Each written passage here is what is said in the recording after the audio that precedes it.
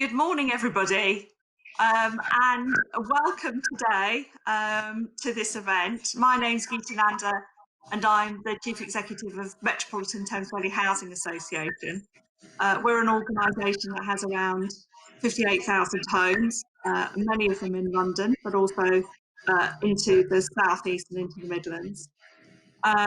We're here on behalf of the G15, and that's the largest group of London housing associations. And I'm really delighted to welcome you to the event. I know that there's a huge amount of these online events that are going on, so we thought we'd do something a bit different with this air meet, so hopefully it should give you a slightly different experience. I'm hoping today is going to be a really interesting conversation. We've all seen the first vaccine being produced, but we've had a long haul and there's more to come as we come through this pandemic. But it's been really interesting, I think, for organisations. And we're here today to really think about how we can work together for Londoners, and particularly about what lessons we've all learned through this pandemic. And what does that mean for us going forward as organisations with this real common goal of working together for Londoners? We can see that we've got some really strong communities out there and linked with a good home. That's the difference that we can make. I'm really pleased that we've got people here that have come to this event from all different bits of housing, both from sort of local authorities and housing associations and organisations that are supporting housing. And that's really important, I think, to have such a wide audience.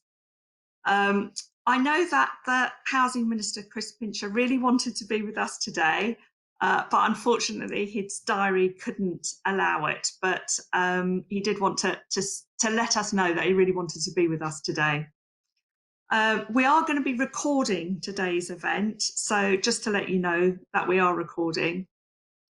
But if anybody's got any difficulties hearing us or anything, then you just need to upgrade your Chrome or Microsoft Edge browser. And apparently I'm told it only takes a few seconds, but that should help improve your experience today.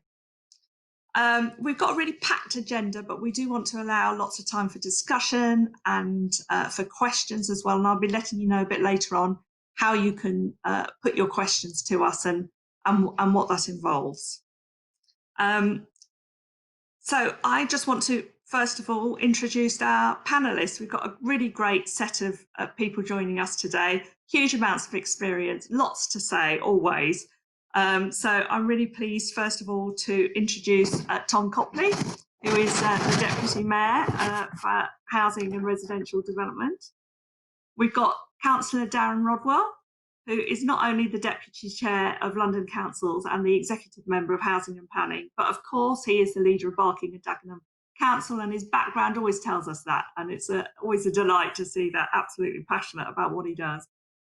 We have Adam Lent, who's the Chief Executive of the think tank New Local. So welcome, Adam. Really good to hear your views. And of course, we have Helen Evans, always shines brightly, and particularly today with her sparkling background, who's inviting us here, who's the Chief Executive of Network Homes, but also Chair of the G15. So thank you for all of you for joining us today. So before we dive into the session, I also wanted to say thank you for everyone who's joined us, because not only are you coming to hear a very stimulating event, but you've also, just by attending, raised money. And we have said that we want to use today to raise money for the amazing work that the London Homeless Collective do. We all know it's much cheaper to do these events like this, so we wanted to make sure there was a gain there. And it's the London Homeless Collective is a movement of 25 different charities, and they help people who experience homelessness in London. So for every person who's attended today's session, the G15 is going to donate £10 to that collective. So not only are you here today, but you're also really making a difference to lots of people's lives through that charity. So today's all about homes and communities, but really at the heart of the response to the pandemic are those people who've really made a difference. And what we wanted to do is just allow a little bit of time to hear from some of them. So before I invite each member of the panel to speak, we've just got a really short video to play. And I hope that it captures some of the stories, because stories are what helps us imagine and think about what's been done. So I'm going to hand over for hopefully for you to be able to see the video today and hear from frontline housing colleagues about how they've been supporting people during these very difficult times. Thank you.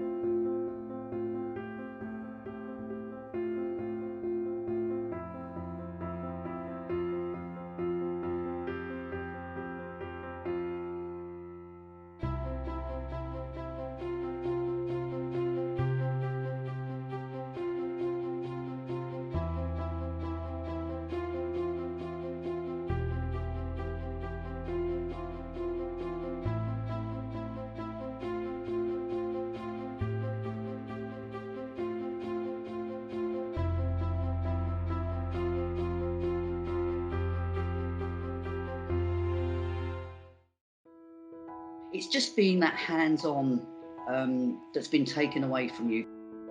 People understandably are lonely, so calls on average take me about 4 hours of my working day. Housing officers like myself have contacted all our elderly and vulnerable residents to find out, how they are doing and to ascertain their support needs. We developed a response project called Call and Chat, and this was an adaptation of our existing befriending program, where the key difference being we would have our volunteers pick up the phone and call our residents as opposed to visiting them in their homes.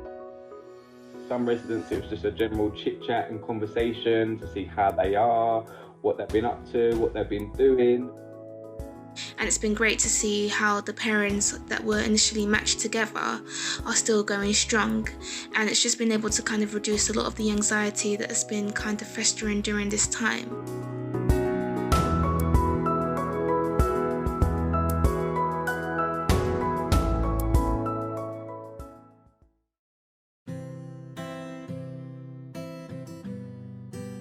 I was one of the people required to shield due to an ongoing health condition, and I found it really difficult. My mental health suffered really badly, and Vanessa from Optivo rang and suggested that I try some online seated yoga, and it was absolutely brilliant. It was, nice to communicate with people even if they weren't in my house. The exercises were what I could do, and my mental health has just really improved. I spoke to the wonderful Sejal, who then sent me this wonderful tablet, and it's just made me feel very happy, to be connected to everyone again. I was able to join in the coffee mornings, do yoga, we've done quizzes, we interacted how people felt. But I think it's really brilliant that a housing association can be concerned about its tenants and put this kind of stuff on for us. So thanks, Optivo. At the end of the day, the COVID has taught us one thing, that people are extremely important. When lockdown happened at the end of March, my team found that we were getting contact from a lot more residents who suddenly found themselves without income or possibly food support. Our family, Miss J in Southend-on-Sea in Essex, who unfortunately suffers with physical and mental health conditions, had no money for food. She was provided £40 worth of food vouchers to see her through until a universal credit payment was made. She was without any food, and she also had mentioned that she had a big debt on her energy bill. And I also made a referral to Green Doctors, who were able to help apply for a grant which put credit on her account and helped her switch to a cheaper rate. I can only imagine the length she may have had to gone to get food during this time.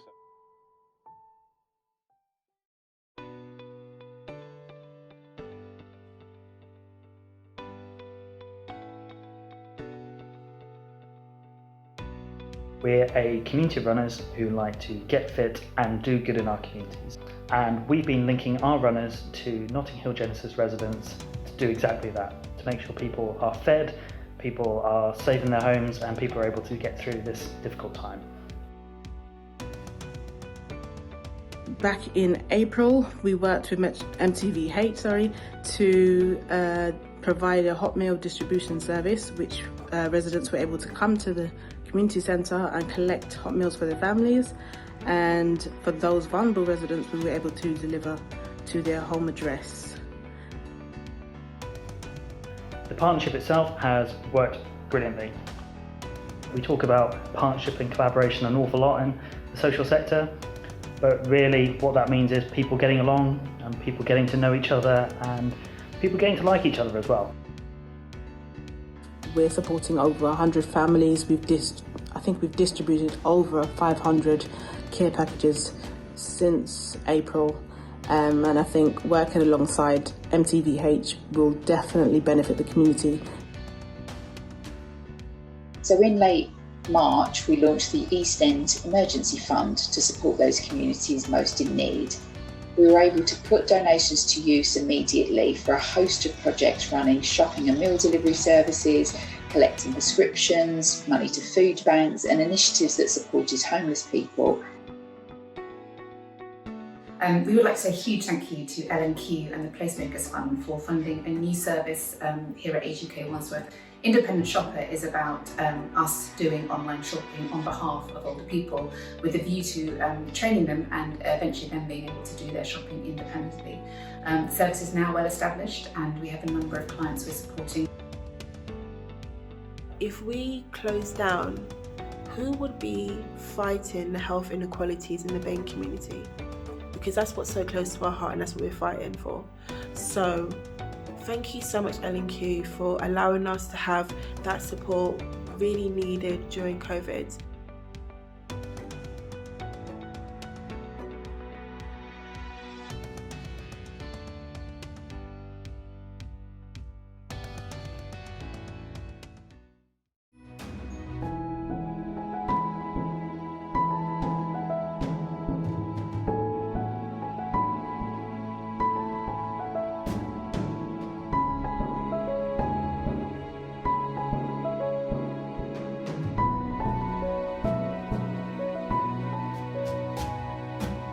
Our fast response to the pandemic has helped many of our customers, both old and young, with their well-being and to sustain their tenancies. And we are committed to doing so till we see the back of the pandemic.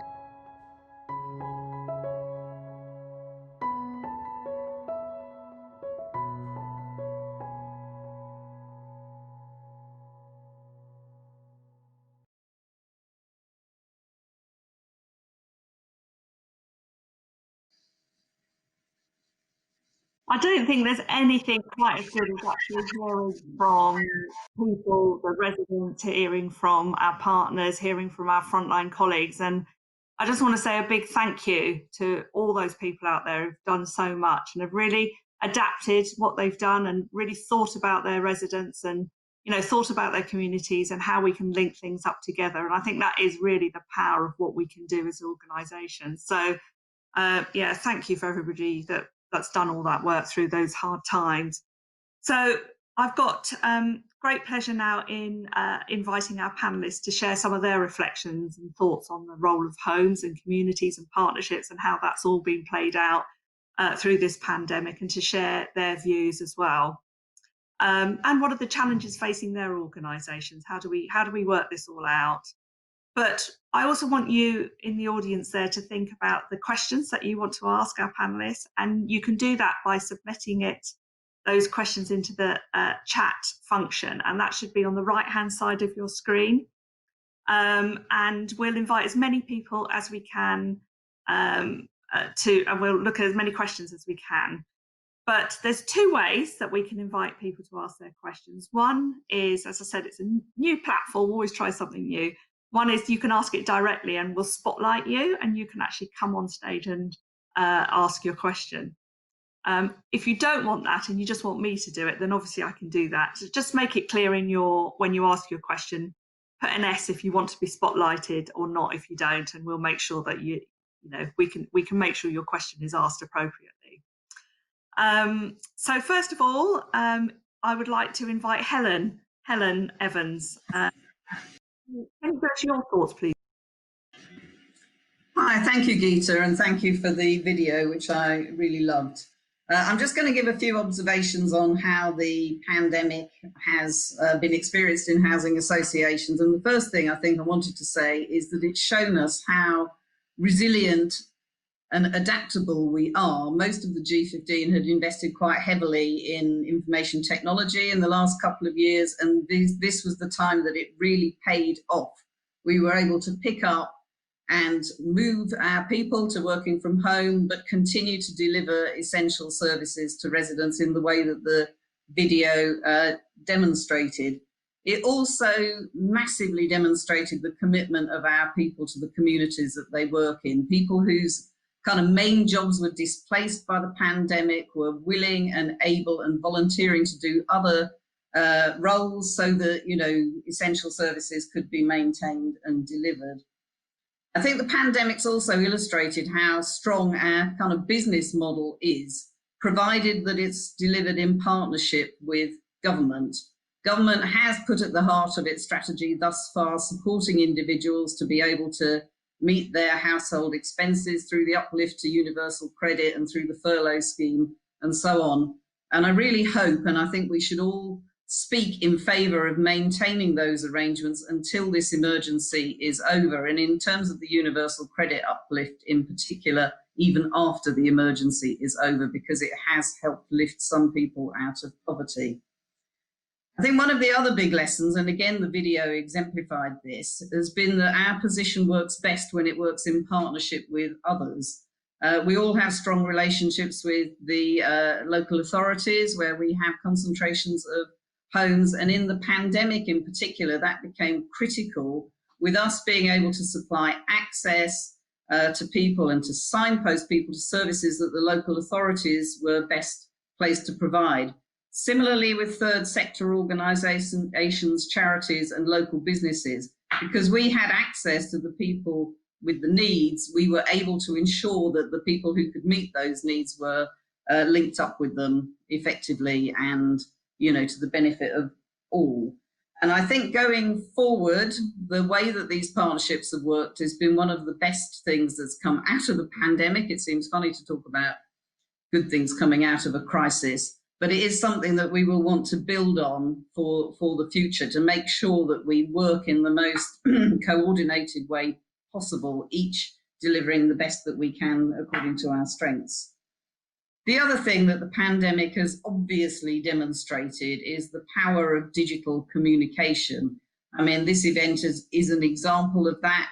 And in all our workplaces, we will be using these kind of platforms to communicate with each other to ensure that services are provided and so on. In my own organisation, the communication between people in the organisation has improved in leaps and bounds. And although I'm not saying they would necessarily suggest this is a good thing, people regularly say that they've never seen so much of me and that the sort of feeling of connection in the organisation has never been so strong.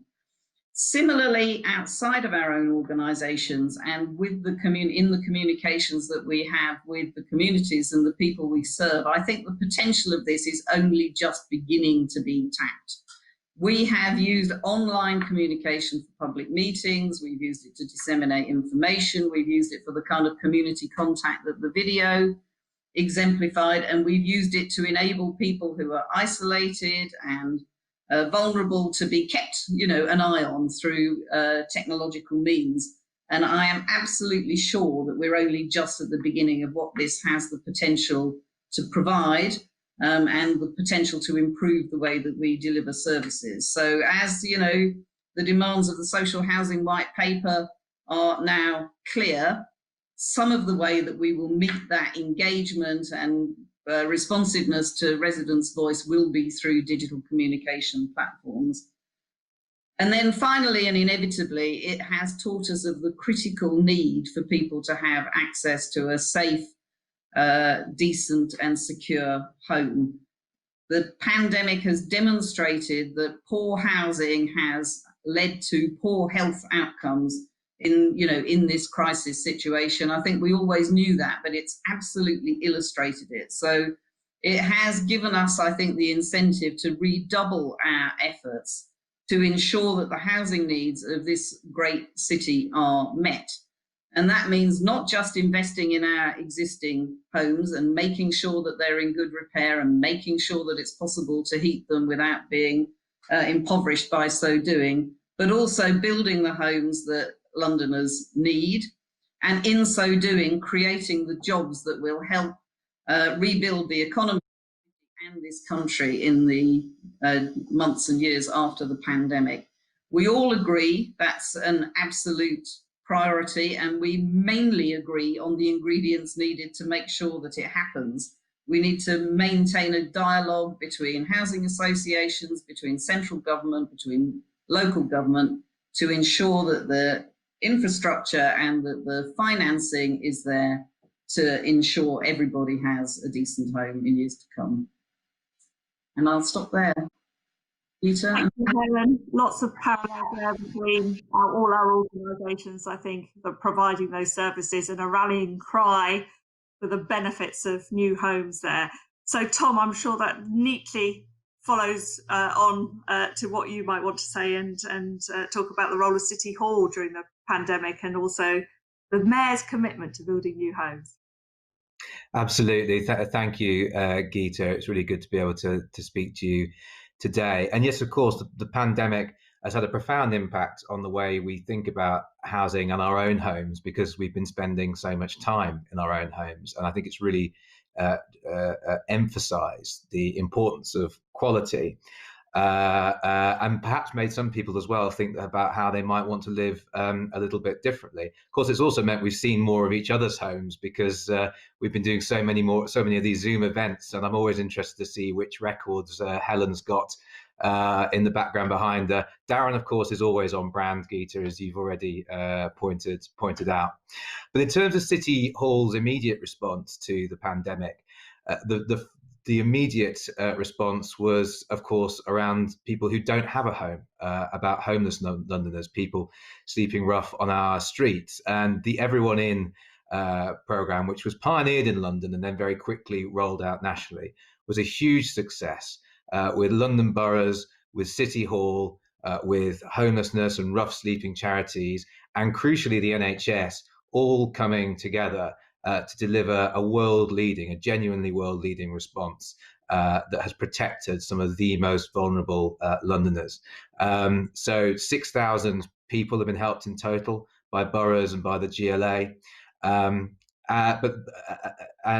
we've had more than 2,000 successful move-ons as well.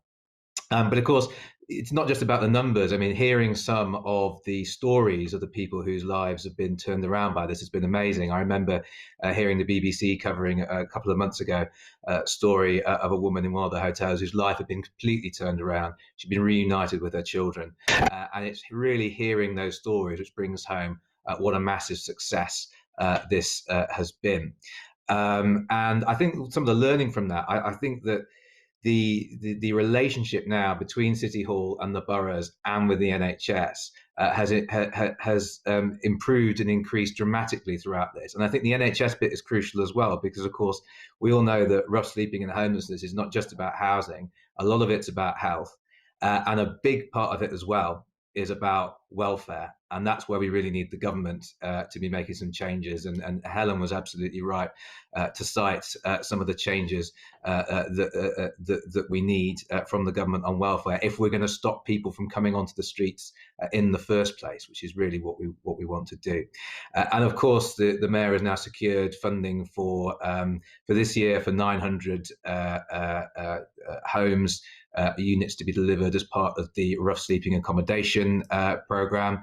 They need to be delivered by the end of March, and that's just the first of a 4-year programme, which is going to provide both capital and crucially revenue investment that we can invest in accommodation for rough sleepers to move on to. So, some really important work. And what we need to ensure, and what we need the government to ensure, is that it's not all undone this winter, if they don't do another everyone in and ensure that we can do what we did during the first lockdown. So that was the immediate response. We've also been looking at as well, particularly in light of our new affordable homes program, how we can drive that whole issue of quality and excellent standards. So we've got now, as people will be aware, £4 billion from the government for London over 5 years. It's an inadequate settlement. The government should be giving us a lot more than that. We all know what we need, £4.9 billion a year over 10 years.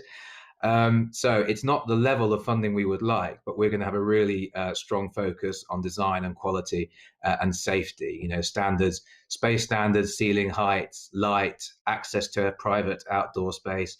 All of that's going to be driven through the new program, as well, of course, as the issue, the very crucial issue of building safety and sustainability as well, really driving forward a new a generation of really high quality council and social housing. I think we also need to be looking ahead as well at some of the ways in which new ways of working are going to affect, you know, how we live and work in London. And I think planning is going to be really crucial to this. You know, I think we can be pretty confident that demand for office space is going to go down, which is going to leave particularly a lot of older office buildings vacant. Now, there's an opportunity and a threat there. The opportunity is if we could, you know, get some of that land and deliver, you know, really good quality housing and affordable housing for people.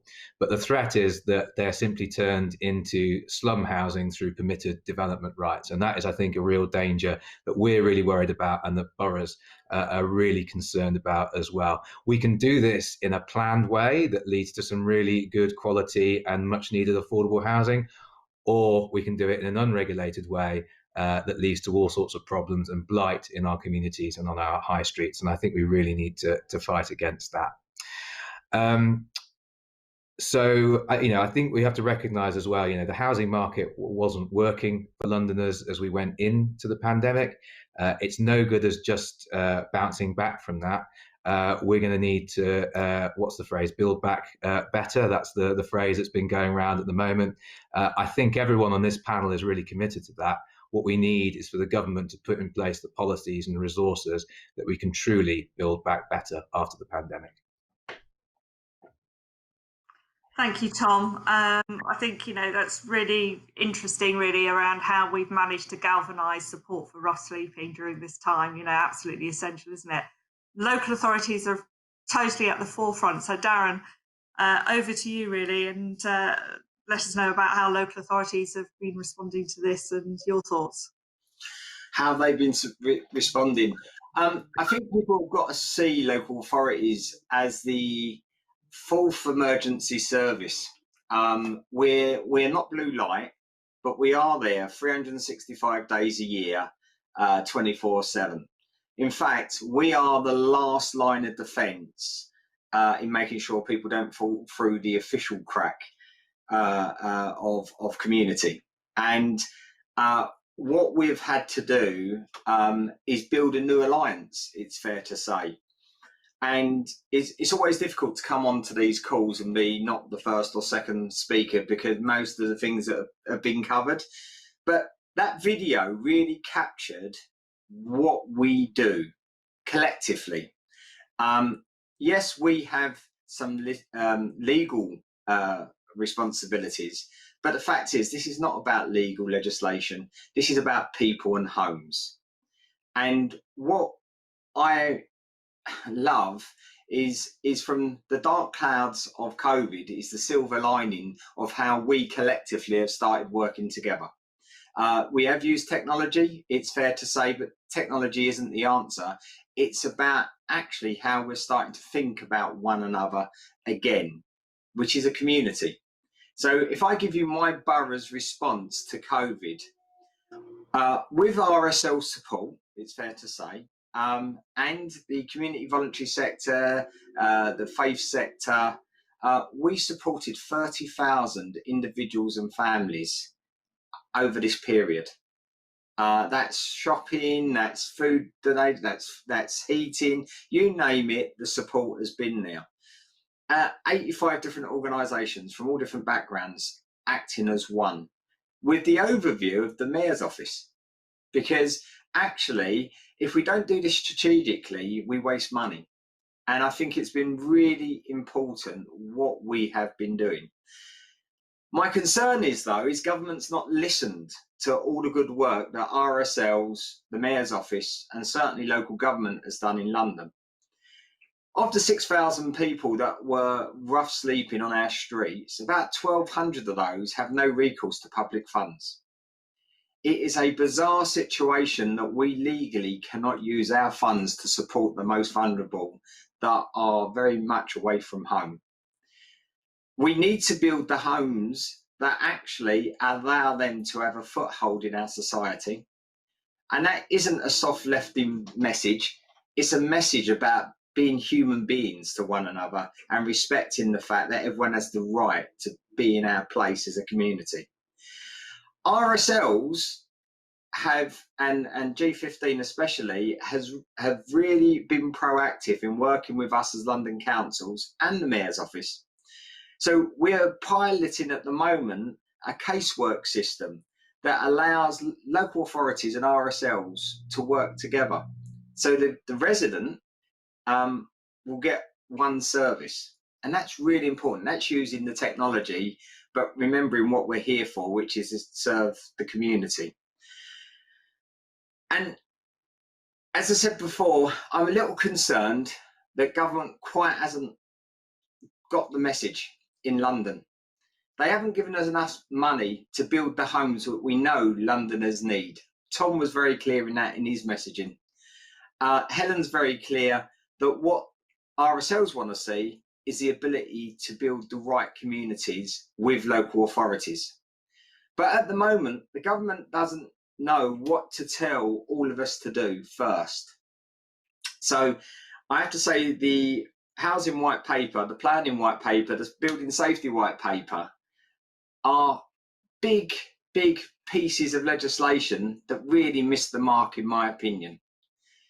And I say that because it's leaving RSLs in a position where they don't know to retrofit. They don't know whether it's in fire safety they've got to deal with, whether it's the standards decent homes they've got to deal with, and they don't know how they're going to fund the work that's being asked of them. And I think that can only fall at government's door, because it's for government to be able to articulate what we need our RSL partners to do. At the same time, local government need to be the bastions of the community. And that's the widest part of the community, because at the moment, we don't have the tools to make sure we can support the RSLs and the private landlords who are good landlords in making sure that the standards are right. It is a ridiculous situation at the moment that we find ourselves in, just on ACM, not being able to do the work in the way that we feel it should be done. And I'll put this to our audience today. If you are a leaseholder and you now have no value in your property because it's deemed to be unsafe, is it right that public money is then used to make it good and the private sector still hold that building? My answer would be no. I would say that what we need to do is say, right, if public money, if that building has a nil value and public money is used, then actually we then own that building. And if the private sector want to buy it back off of us, all well and dandy. But actually that will help RSLs do what they need to do, because we're not trying to cater for the all, we're trying to cater for the important. And at the moment, we seem to be wasting too much time on all of these green papers. PDR was already mentioned. We've already seen the bad examples of PDR, and we need to make sure that our voices are truly in that paper, because at the moment it doesn't feel like it is. And the social landlord paper, as far as I'm concerned, totally misses the mark, because I don't think we're the bad people. We may have the odd case but actually our standards are very high collectively, RSLs and local government. I have a much bigger problem with buy-to-let landlords and illegal HMOs. That's where I want the support. So I would say that between us, I think London, G15, the Mayor, Tom, in his role as the Deputy Mayor for Housing, and London's councils has shown a true vision of cooperation that will deliver outcomes that build a community. I'm just hoping at some point government will listen to that. Thank you, Geeta. Thank you. And I think you articulated very well the challenges and the financial challenges and priorities and options that we're all grappling with there, Darren. I'm going to turn to you now, Adam, and really pleased that you've joined us today. And the research and thinking that you've been involved in is really important to us and sort of reflects, I think, on the whole partnership approach. So do give us your thoughts. Okay, thanks very much for inviting me to speak. Real pleasure to be here. So as Geeta said, New Local is a think tank, but we're also a network of around about 60 councils around the country, working together and supporting each other to develop and implement this idea of community power, which is something we've been banging on about for a couple of years now. And the simple idea behind community power is that we argue that local communities deserve the respect, the power, the resources to be able to look after their own affairs far more than they currently do.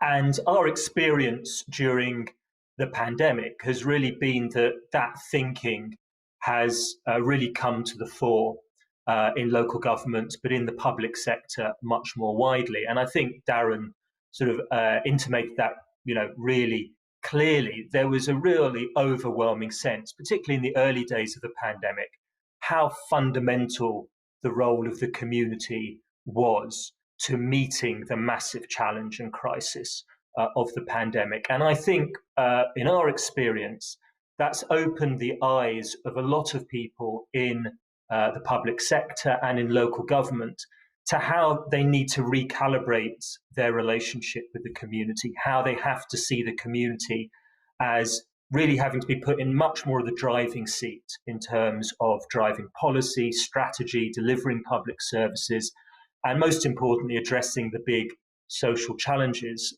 we face. And I'm really pleased to say, Barking and Dagenham is absolutely at the forefront of this type of thinking, and much of the work that Barking and Dagenham does generally in its public service delivery and the way it works is, an exemplar of moving towards a more community power type approach. But I think what's also becoming clear is that more community-led approach is becoming fundamental to how the public sector is thinking about the future. And the reason I say that is because I think what's happened in the last 2 or 3 months is a really growing sense of the absolutely awesome nature of the challenges we now face coming out of this pandemic. This is not a crisis, despite the vaccination, this is not a crisis that is going to be over in the next 2 or 3 months. There's a real awareness in local government and in the health service and more generally that there are enormous inequalities emerging out of this crisis that have been exacerbated, that existed before, but have now been exacerbated very seriously. We have a huge economic and labour market crisis to deal with. And then, of course, we've also got climate change is still there as a massive, like the sort of grandmother and grandfather of all these challenges, which is going to be around, obviously, for the long term. And there are many unavoidable effects of climate change still to meet. And then if that wasn't enough, we've got Brexit on top of it all as well to deal with. So there's a real sense, I think, now that if you're going to build resilience, if you're going to address a crisis like the pandemic, which is going to be ongoing for a number of years, and if you're going to move towards a preventative model, because the demand levels, which are already very high in the public sector, are going to go through the roof even more as these crises really bite. If you're going to move towards a preventative model, which we really must do, then you have to put the community at the heart of everything you're doing, because that's where you build resilience. That's where you can develop a preventative response. And as we've seen during the pandemic, that's where you can mobilize the resources and assets of communities to meet real crises. In the last minute, I just want to bring it on to housing, because I know this is about housing. I think there are lots of lessons from a community power type approach for the housing sector. I mean, one really important thing to say is that, of course, housing can't be delivered by communities alone. Housing requires capital, it requires a whole bunch of skills, which, of course, communities often don't possess in terms of like neighbourhoods and that sort of thing. But that can't be seen as a reason not to put communities in the driving seat in terms of how housing is delivered. What we see in terms of the best examples internationally and nationally is where communities at the heart of design, at the heart of how housing is managed, at the heart of the planning process, and we're actually seeing that. So the government's proposals are often, I fear, will cut out the role of communities in being fundamental to planning. So I think if we're going to embrace community power, and as Helen said, housing is central to the prevention agenda and is central to the resilience agenda, then we have to see housing much more as a collaborative endeavour between landlords, local government, private developers and the community. We have to put the community far more at the heart of it if housing is to be fundamentally part of prevention and resilience and meeting these many crises we've got coming down the line. Thanks. Thanks, Adam. I think there was really great contributions from everybody there. And what I'd like to do is, whilst people are thinking about questions, we're seeing some questions that are coming up in the chat. I just want to start us really. I think, you know, that point you finished on, Adam, is around a sort of new model, a new community model developing. How do you think, you know, looking at the sort of organisations around the table, the housing associations, local authority, and obviously, you know, the mayor, how do you think, or do you think we need to change the way we operate in order to really develop that? Or do you think we've got the basics there to be able to do that well? Just interested in hearing from everyone on that. Adam, if you'd go first. Yeah, I mean, our experience of working with local government is that it's a really fundamental change, moving towards a community-led model. And there's many ways and routes to that. But I would say the message we get back from councils like Barking and Dagenham and other councils and parts of the public sector that are really embracing this is that changing the culture of your organisation is absolutely central. You need to encourage your workforce and your leadership to move away from that sort of paternalistic, top-down model of we're the sort of parent and everyone out there is a child who we have to look after, who we can't really trust with money and decisions, and move to a model which is much more about recognising that addressing these challenges is collaborative, and that actually the answers, the solutions to the challenges we face don't exist within your organisation. They exist out there in the community, in the knowledge, in the assets and the strengths of the community outside the organisation. And that's a really big shift, but we're starting to see it really take off in parts of the public sector, I'm pleased to say. Great, thank you. Darren, do you want to add anything to that about what Barking and Dagenham is doing culturally or differently in order to establish that? Look, we are very pleased that people are recognising that what we're doing is changing our role. I think it's very clear. At one time, being a very traditional working class, blue collar community, the local authority was the mum we used to wipe your bum, and Ford's was the dad. They used to give you your pocket money, and that's how it was here for many decades. What we realised was we no longer had the pocket money or the housekeeping to wipe the bum. So what we had to do was change that scenario so actually it became a true partnership, and we've built we built an organisation called Barking and Dagenham Citizens Alliance Network, And that's what's helped 30,000 people over this pandemic. I mean, it's an incredible achievement. And that was done with all the different groups of all different levels, of all different complexities, from RSLs that understand that their residents are part of my borough. And what we need to do is carry on developing that. And the mindset for an organisation is we are not the leader in the traditional old sense of the word, being a parent and leading from the front. What we are is we're an enabler.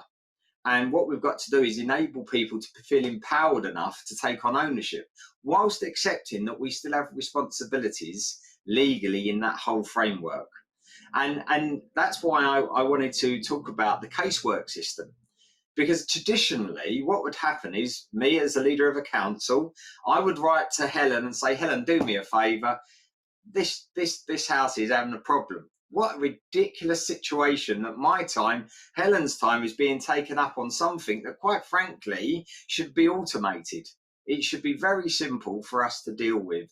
And as far as the residents concerned, they will come to the council by and large before they'll come to the respective resident association. Or if they don't get the answer they want from that resident RSL, they will come to the council and complain about the RSL.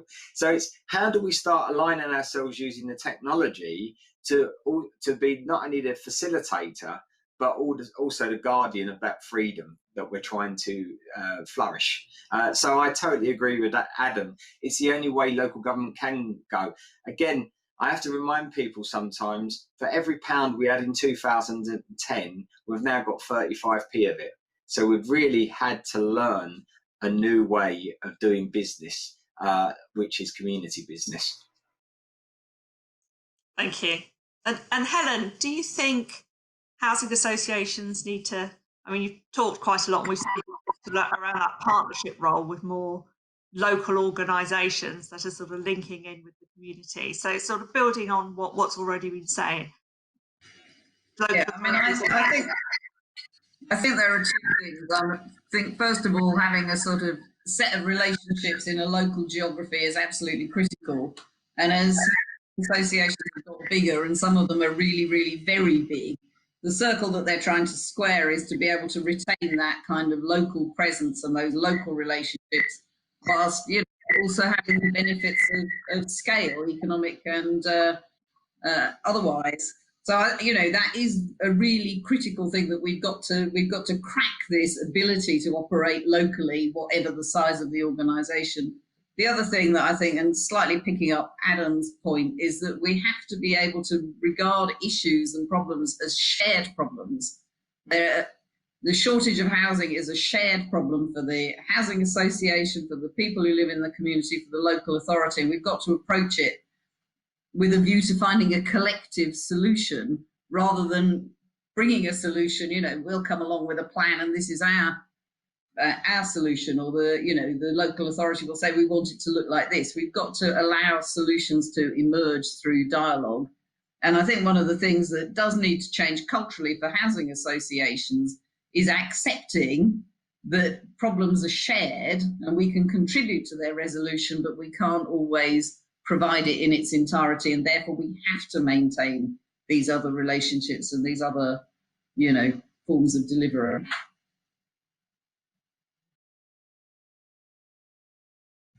You're mute. Sorry. Tom, do you see a greater role for the GLA in terms of enabling this? Particularly, there was a lot of discussion around high streets and local areas, which you talked around, the opportunity there, the sort of ability for us to be able to really make a step change, given what's happening to retail, but with all the challenges of PDs there. So do you see a real role for the GLA and how it can enable some of this discussion to thrive? Yes, absolutely. But both where we can through the planning system, although you've identified the challenge, which is PD, which of course is nationally set, and that means that we, as the GLA, and Darren and the boroughs, they don't have the ability to sort of circumvent that, or it's limited ability to circumvent that, and it is reliant on the Secretary of State allowing them to do Article 4 direction. I also think we have a role. We do have a role to play. Working with you on the housing side in terms of, for example, some of the things we're bringing in through the new affordable homes program, which will, I think, really help to improve the lives of residents. We also, of course, support smaller community-led organisations through our community housing fund and through our community-led housing hub. We've got £38 million to do that. And I think that's really important part of our work. It's a very, very small part of the housing market at the moment, and it's very small organisations that don't have that in-house development capacity that larger organisations do. But I think it's really important to lay the groundwork for a really a significant expansion of community-led housing in London. I think that's really important. And just finally, I want to say, I think that video at the beginning, really showed what having a landlord with a social conscience can mean, whether that's a borough or a housing association, compared actually in a lot of cases to the experience of people living in buy-to-let. That's not to say that all housing associations and boroughs get it right on management all the time, or indeed that all buy-to-let landlords, buy-to-let landlords haven't been, some of them haven't been engaging with their residents throughout this. But the buy-to-let sector, I think, has really been exposed more than ever before as much more atomised, much more difficult in terms of management, and the residents living and the tenants living there being much more precarious versus having a social landlord that's more likely to sort of reach out in some of the ways that we saw in that really nice video at the beginning. Thank you. I mean, there was the whole London is Open campaign that we had, and it was really about the spirit of community and being open to everyone. Do you think that has been damaged through the pandemic, or do you think there's more we can do to have that openness? To you, Tom. I think that in the context of, for example, where far fewer people are coming to London, for example, it's been more difficult. But that's the sort of inevitability of the sort of public health emergency that we're in. I think long term that the message remains. I think the big threat to London is Open at the moment, of course, comes from Brexit, and who knows what we're going to be seeing over the next few days about the result of that. Big impact it will have on how London and the whole country is perceived in terms of the rest of the world. I think the mayor's message is absolutely going to still be we want people to come and live and work here, and that's absolutely right. Also, of course, big implications for the delivery of affordable housing in London, and some very, very serious ones if we get no deal or a bad deal. And Adam, do you feel that there is going to be a challenge there for that sort of community response through these next stages? To specifically, post Brexit and the challenges that we're seeing in terms of the divisions, I suppose, between those who have and those who do not. That growing division. Do you think that is going to have a challenge for us in terms of that community response? Well, undoubtedly. I mean, I think it's going to be the growth of those inequalities, which I'm sort of extremely worried about, and many people are becoming incredibly worried about, who look at the economic impact of some of this. Definitely. I mean, I think this is where some of the methods that councils and others are using to engage their communities are things like citizens' assemblies, deliberative approaches, participatory democracy are so absolutely vital, because the thing about those approaches, they're built around consensus building rather than around traditional politics, which tends to be and increasingly is about creating division. So I think, we argue very strongly at New Local, and we see councils that are really committed to community power to really embrace those methods, because they can create that sense of shared purpose, and they're really effective at overcoming often the ignorance and the division that gets embedded in communities at periods of great stress and rising inequality. I really wish we'd roll that out far more. I wish the government would embrace it far more. Thanks, Adam. Darren, what's your views on that then? Well, listen, I'm not going to say anything different to my two colleagues. In fact, we're probably the best example of how you can change a community. It was only 10 years ago that the BNP were in council here. And 10 years on, with 130 different cultures, our last election, local election, we got the highest vote of any political party ever in London's history at 76.7%. That wasn't because it was all our ideas. It was because we engaged with the community in that time of very big darkness, if you like, the ignorance and the hatred that was being spouted. And look, we've seen that on the world stage. Thank God an ignorant person's leaving soon in another part of the globe. Because actually none of us want to see that. It doesn't build community, it destroys community. And I think what's been really good, I go back to the silver lining of a very dark cloud known as COVID, is the way that we collectively have been working together. So whether it's G15 RSLs individually, whether it's Tom and the Mayor's office, what we've been trying to do collectively is become more of a facilitator to the community and to listen to their concerns. I've lost count of how many videos I've done on the whole that COVID situation, when residents were telling me that a shop would charge them £10 for 4 toilet rolls because they could at the very beginning when there was that big toilet roll. So I was responding to that over those videos using the technology, and they were hearing that, and more people were talking to us about it. The response we were getting was phenomenal. I now have a conversation. My monthly stats say that I'm reaching about 50,000 people in this borough alone. That's just one borough. Now, RSLs, G15, work across all London boroughs, so there will be always uniqueness to each borough. But I think it was what Helen was saying earlier. When you get so big, how do you keep it local? And that's really the crucial point. And actually, that's better working together with the local authority, because leadership should happen from the community. They've got the aspiration for the change. The job of the local authority is to facilitate where that aspiration is going, and then finding the right partners that will invest in that. And that's what we're seeing collectively now, working with, most, I won't say all the RSLs, but most of the RSLs. G15 are very good. We'll always have hiccups, but that's what you get with any big organisation. You ask anyone in my borough, and all I do is sit on panels and talk about it in this little box room. I don't actually do anything else. But it is really important that it's collective understanding, because that's what will build a community. Thank you. Helen, one of the questions that's come through, and I'm just picking it up as we're talking about this at the moment, is around hard to reach groups who are often left out of conversations and many residents groups. So do you think there's more work we can do, and how we can do it to reach those hard to reach groups?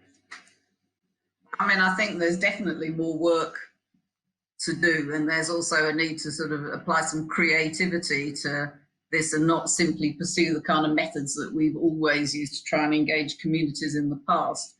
And one of the things that I think does really enable us in terms of dialogue is knowledge and understanding of localities in quite a sort of granular detail, which again, relates back to the point of how well do you know the areas and the communities in which you're working. And one of the other things that's really important is to be present in those communities.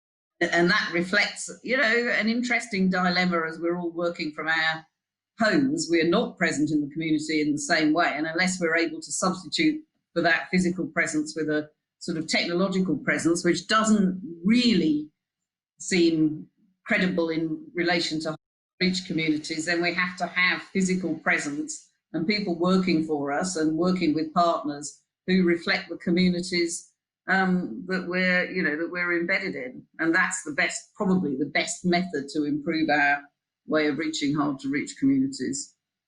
Thank you. I think we've got quite a few questions that are coming up on the chat. So I want to sort of move to some of these questions and ask some of them from the audience. But before we do, just to let you know that Chris Pincher has given us a quote, and so I wanted to just read that out before we go to the questions. That the quote is that housing associations play a key role in delivering our affordable homes programme, building good quality homes and making major use of MMC at a time when housing developers, especially, it's just come up there we go, especially SMEs, face some big economic challenges, and housing associations can take the lead in championing modern placemaking, ensuring new developments put community, enabling us beautiful spaces and attractive builds at the heart of their local design. So I'm really pleased that we've been able to hear from him, even if he hasn't been able to come.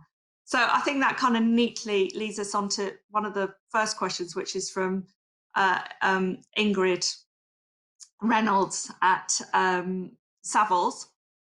And she says, what are the key ingredients needed for RPs and local authorities to be able to keep up the rate of production of new affordable homes? She's really concerned that there are so many pressures on providers. I suppose it goes back to Darren's point about, where do you put your money? And those pressures are then to reduce their development programmes. So I'm going to come to you first, Helen. Okay. I mean, first of all, there's a number of questions in the chat, highlighting the financial and other pressures on housing providers which may impact on their ability to develop. And I think we have to face up to the fact that that is the case. There are multiple pressures currently, of which the most immediate and pressing is the building safety emergency.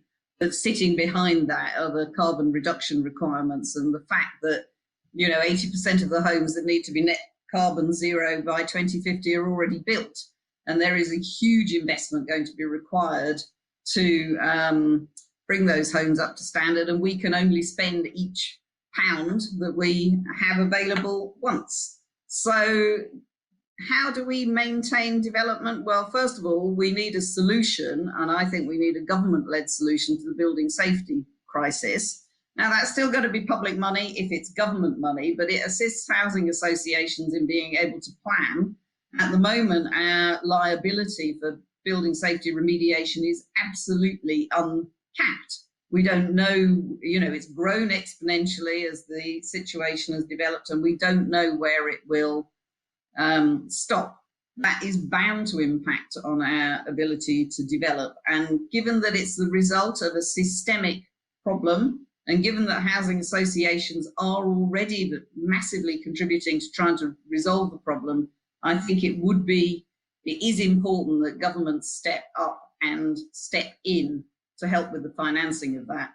That's also critical in terms of the existing cross-subsidy model for housing association development, because the building safety situation is impacting on the attractiveness of the kind of homes that we're typically selling. It's stopping people reselling homes because of the certification required. It's creating massive instability in the whole environment. So that's a really big ingredient.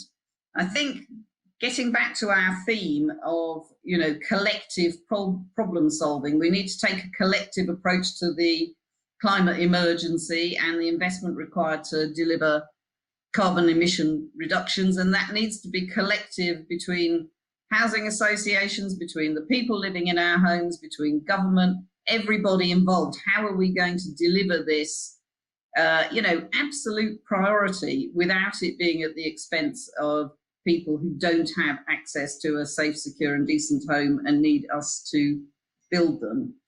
I think it would be helpful at the moment if we were able to be a little bit more agile in the way that we approach the use of public money in development. There were lots of references in the chat to how can we avoid massive grant requirements.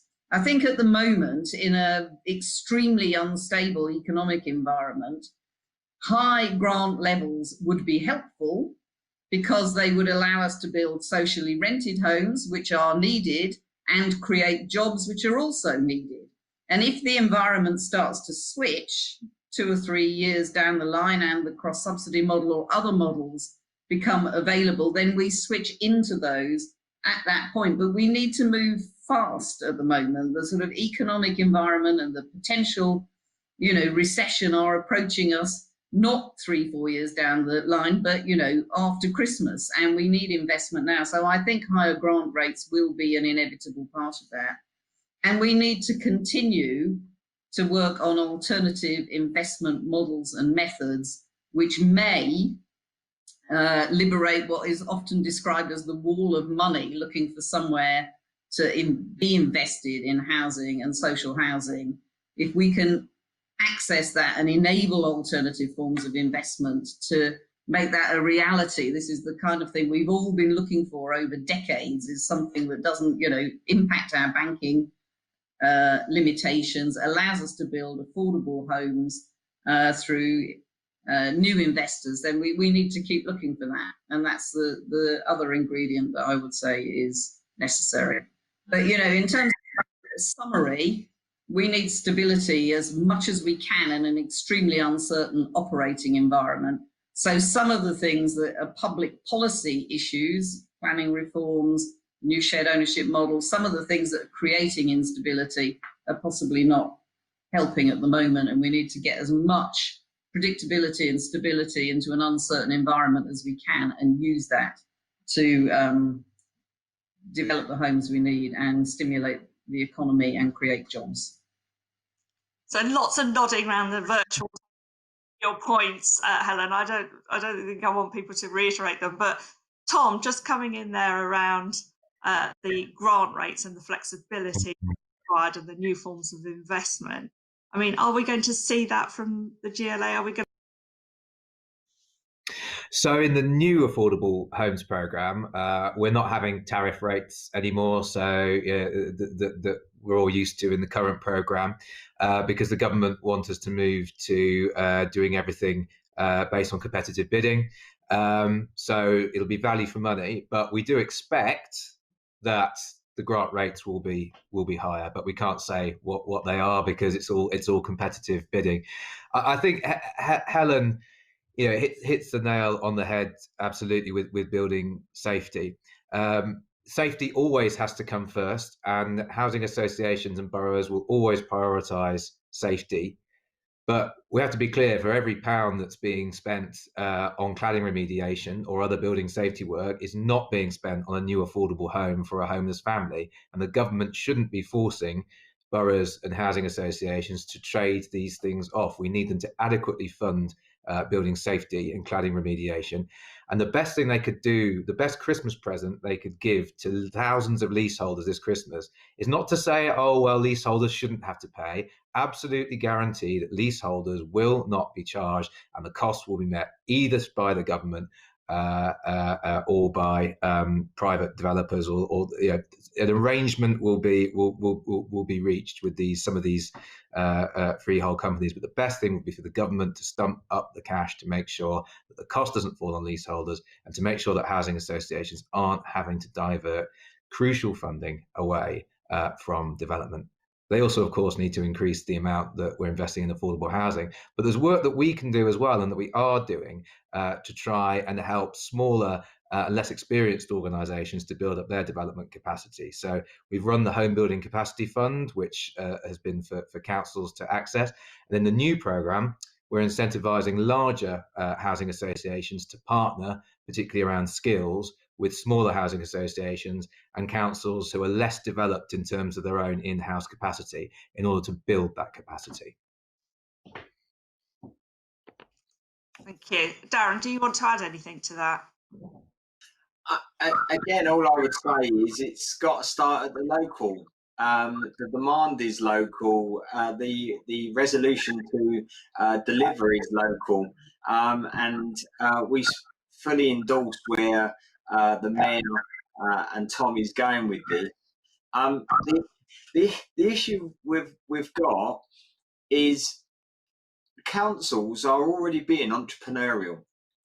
The thing is, though, we're doing it at great risk because of the cuts we are seeing in our basic services, and we're in it's a very centralised system that government's trying to carry on running, which is very opposite to what Adam's talking about and the way I see the future. But it does seem to be more and more dictate from the top, which makes it harder for Tom to help us facilitate our ambitions for our respective communities and work together on that. Because actually, if you think about values and everything else, why would you not be using the pension funds that we all hold to reinvest into stock? And I look at it as a council who, we're using the private sector as a shield now to build the housing because we don't want it taken away from us at a ridiculously reduced cost or income for us through right to buy receipts. And it's a ridiculous situation. It was flawed 40 years ago. The system today is completely flawed. So I don't have a problem with the right to invest. In fact, we promote that as a council. You can invest some of your hard-earned money into the asset that the council owns, because we can use that then for a mortgage or however else. But actually losing the whole stock and only getting a third of the actual value is a ridiculous marketplace. It doesn't work anywhere except for ideology. So I think that we collectively have to speak as one voice in London, whether it's the RSLs, the private sector, supporting the mayor and Tom's position in saying that London, 1 in 7 people live in the capital city of this country. We are not like any other part of the United Kingdom. We do have a special case, but we can come up with the solutions that can be used and supported around the rest of the country. And I think that again, as I keep saying, I think government's missing a trick, because I think we have the answers. We just need to be given the flexibility to deliver.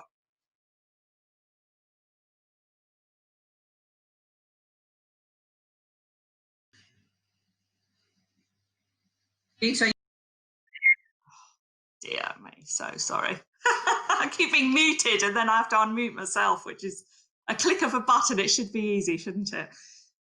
So Adam, I was just going to say that in the chat there's something around the space of regeneration and housing, and we know that's really important. It's going to be important in terms of the whole decarbonisation. If we're investing in homes, if we're going to build the right quality homes, if we're going to think about placemaking and the facilities people have within those homes.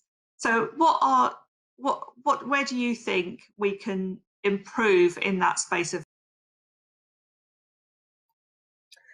So I think, as I said in the chat, I think the sort of area of public services, particularly areas like social care and some parts of healthcare to a much more limited extent, have really started to embrace this idea of community power and strengths-based, asset-based approaches to delivering services.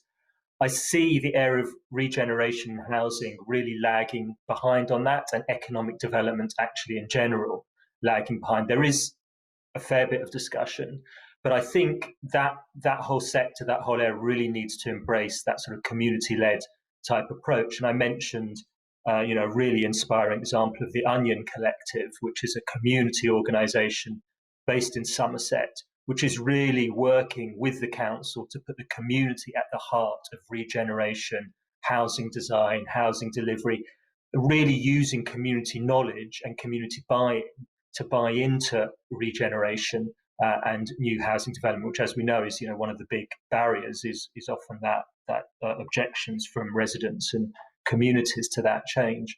So I think that's absolutely vital, and it comes back to the point about climate and about the economic challenges, because there's going to have to be a lot of changes to hard infrastructure and to a whole range of other things to drive forward the sorts of growth we want to see, and also to meet the challenges of climate change. And that means there's going to be trade-offs, there's going to be losers as well as winners in some of these discussions. And that comes back to my point about the importance of moving towards more deliberative, consensus-building approaches if we're not just going to see people standing in the way of the sort of changes we urgently need to make. We need to get people to buy into those decisions and feel they own those decisions rather than see them as something that's being made against them.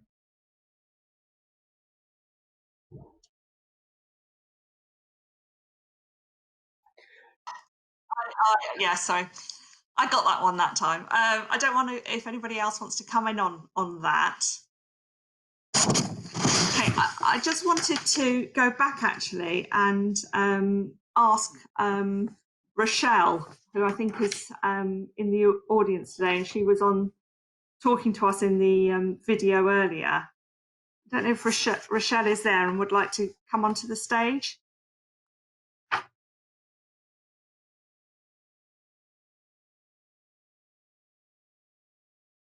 Rochelle was from the Feel Good Community Project. I'm confused now if Rochelle is coming on. Aha! Here I am. Hi Rochelle, really good to see you. Well, I can't actually see you at the moment, but really good that you're here with us today. So what do you think made the partnership that we were able to set up work, and how do you think that organisations like yours, what do you think you want to see from housing associations and others? I really wanted to hear from you and bring you up to this. The partnership played the biggest role in terms of us delivering the service, because we're quite a new organisation, and without that partnership, we probably wouldn't have been able to do as much as we have done. So I do think partnerships like all of your organisations together and working with the community it just makes a huge difference. And I think as a resident and someone that's on the ground, I'm able to relate to them on a different level that other people, I would say higher up, wouldn't. They might not be able to understand them on that level, because I'm actually a resident, so I have lived experience of what they're going through as well. So I can communicate that back to Metropolitan as we're partnering with them, so they can see it from their perspective and from my perspective as well as an organisation. So I think just partnerships working together is just something that needs to be done, and I'm glad that these organisations have come together to do this. Thank you, Rochelle. Really wise words from you there. Another question we've had is about the rise in domestic violence during the pandemic. And it's from Richard Eason, who is Labour and Cooperative Councillor for Hounslow. So what have G15 providers seen about hate crime, especially homophobic, transphobic or racist harassment? And what training or support do providers need to support their residents? Helen, can I come to you? Yeah, I mean, it is true that there has been a significant increase measurable increase in cases of domestic violence. And it's also true that there has been a very significant increase in reported cases of antisocial behaviour through the pandemic, a lot of which I think is probably a result of people being in their homes all of the time, and things that perhaps are not, intolerable when you're out and about a lot become intolerable if you're confined to home. I think it's been less clear from our measures that there's been spikes in hate crime, but that might be because the granularity of the analysis that we've done hasn't demonstrated that yet. And I think it's something that we would need to keep looking at and be vigilant for. But in terms of the sort of training and support to communities, I think all organisations will have quite, developed safeguarding policies for supporting anybody in any protected characteristic group or who is subject to harassment or hate crime. There should be very clear, published and transparent policies and practices to deal with that, and it will be something that needs to be constantly iterated and reiterated in organisations, that it is a sort of primary responsibility. But it's another example of where approaching something maybe as a shared problem, if it is in a community context, will be helpful, and it requires careful joint working with local authorities to ensure that we're accessing all the available support for people who find themselves subject to these kind of crimes. Thanks, Helen. There's a question here from Patrick Odling-Smayer, who's the Director of Housing at Havering Council. And is asking, do we need a pan-London approach to rough sleeping led by the GLA? So we, of course, already commission cross-borough services, things like No Second Night Out, which, of course, have had to be repurposed in the COVID context in light of not being able to use communal sleeping spaces. We've got our tenancy support teams, our teams that go out on public transport looking for people who are sleeping rough and need help on public transport. I think the important thing, I mentioned this earlier, I think during the pandemic and during lockdown 1 in particular, there was a real strengthening of the relationship between what City Hall's doing, the boroughs are doing, and the NHS is doing on rough sleeping. And I really think we need to build on that. Where the stuff that the GLA can do that adds value, that makes sense to do on a London-wide level, perhaps support for a particular group that is across borough boundaries, and crucially, of course, where the government makes funding available for us to do that, then I'm very keen for us to look at that. But I think it's very important that we work hand in hand with London councils and with Darren to make sure that we're all going in the right direction. Darren, have you got anything to add to that? Only the fact that we are working Pan London. We're working Pan London in a local environment. I'm a bit confused by that one, because we certainly are doing that. I was on the rough sleepers count only 2 weeks ago, I think it was. I know other leaders were doing it, other portfolio holders were doing it. And I know I can't tell you, again, it's a silver lining from a very dark cloud, is this piece of work has tremendously improved because of the situation we've found ourselves in. Again, there's been hiccups, and we have to accept that in any walk of life. There's going to be a hiccup, but it's how you come across that issue and deal with it. And I have to say that it's been cooperative working between all of us. When we've had particular issues, we've gone to RSLs and said, look, we need this support. We've gone to the G15, and it's happened. So I think I concur with Tom. I think there is a Pan London response, but it's at a localised level, which is the most important thing. And it's ensuring that we continue that, isn't it, into the future? I think that's the important point. It's it can't be. It's never done and dusted, is it? It's an ongoing commitment that's got to carry on. I mean, Helen, one of the questions from Mick O'Sullivan is around housing association surpluses being devoted to homelessness and property. I think there's always sometimes a little bit of a misconception that housing associations don't do anything around this arena, but in terms of the G15 and the wider sector, what is it that we do to actually? I think the basic answer to that is that we build homes that are available to local authorities, principally to offer to people who are homeless or may be threatened with homelessness. And so, our biggest direct contribution is through the supply of new affordable homes. And the question of what proportion of our surplus is devoted to that, it's almost tempting to say, well, all of the available surplus is devoted to that. We are not-for-profit organisations. We are spending our money on services to our existing residents, which is a critical responsibility, whether it's in safety or repairs and maintenance of their homes or other services that people need.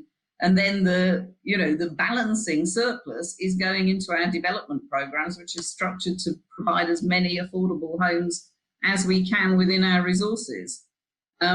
Obviously, lots of housing associations will be working on specific direct provision towards people who are homeless, and that will vary across the G15. So some will be working with charities. For example, my own organisation works with New Horizons Youth Centre to provide accommodation for young people who are they're being found through outreach services in London, and it provides a sort of interim student hall of residence type home whilst somebody establishes a job or finishes their education and then is hopefully enabled to move on. We're also working with Hestia to provide accommodation for people who don't have recourse to public funds at the moment. So there are lots of multiple strands of activity going on in the direct provision of homes for people who are homeless, but actually our big contribution is building affordable housing, I would say. Thank you. We haven't got much time left now for questions, but there is one just at the end here that I want to raise before we start folding up. But it's really for Tom, and it's from Fui, who's from Amavol Consulting. It says, are there actually capacity building funds from the GLA that tenant groups can access to develop their capacity when engaging with local government or housing associations? And Adam, you might want to come in there as well around anything around capacity building for the community or for groups, and where they can access. So there might well be in other teams within the GLA. So happy to if you want to contact me offline, and we can put you in touch with the relevant people. I'd be very happy to do that. There's one I've seen on PD. Can I address the question on PDR as well, which has gone in? Go for it. Go and choose one and do it, I say. Just to say, firstly, that even though they will be allowed now have to meet minimum space standards, they won't have to meet great many other standards that we expect through the London Plan around sustainability and design and things like that. They won't deliver affordable. They have to pay the community infrastructure levy, but that doesn't go to affordable housing. We need them to contribute Section 106. It doesn't stress the fact they're often built in very inappropriate locations. You get these blocks of flats and people essentially warehoused in the middle of an industrial estate with no services. I don't think it's right that we put people in those sorts of circumstances. Thank you, Tom. I think we're coming to the end now. So I just wanted to really thank all our panelists for their contribution and ask you if there's any one last thing each that you would like to comment on, or your Christmas wish list for the future. Either something you'd like to comment on, or what you'd like Santa to bring you for Christmas to do with housing. I'm going to start with you, Darren. I'm too old to get presents these days. I leave that to the grandchildren. What I would like to see is the respect given by government to our communities. In fact, the last two things that you asked about, so the comment on how do we get better training to work to have to deal with resident associations and local authorities. Actually, you shouldn't need training. What you should be needing is empowerment to feel that your views are being heard. And that's about a new way of working, which we are committed to. The biggest problem we have with that, though, is what's coming from government right now. And I go back to all the white papers, all of them for me. If it was a dartboard, they'd be off the dartboard. They're certainly not in the bullseye. Because actually they're not understanding the real problems. Because actually, if people felt empowered, the decision making locally would be that much better. So we wouldn't have PDR in the middle of an industrial estate, because actually the community would say, well, that's not acceptable. Why would a child want to play next to an Arctic lorry? How does that work? So if I was asking, if there was a Christmas wish, I wish the government would listen to the very people that have the answers, and that's the communities up and down the UK, because they certainly have the answers. Thank you. 30 seconds from you, Helen. I would like to see the universal credit uplift maintained post the end of the pandemic, because I think it's a contribution to lifting people out of poverty in our country. That would be my required Christmas present. Thank you. And Adam, last thought. I would just like to see national politicians and national government start speaking far more about local communities and the rights they have to be put in a leadership position, and stop thinking they can drive everything from Whitehall. Because if the pandemic has taught us anything, is they really can't do that. And Tom, you've got about 10 seconds. I hope this isn't greedy, but could we have £4.9 billion a year over the next 10 years, please? I think that's a great point at which to end. I can say, however, that we have raised £980, I think it was, £940, which has now been donated to the London Homeless Detective. So it's not quite the amount of money you asked for, Tom, but it's a great contribution for everybody today. So I'd like to just say thank you, everybody, for joining. You've been a great audience, fantastic questions to the panel, and thank you for a really excellent panel, for a great conversation. Thank you, everyone.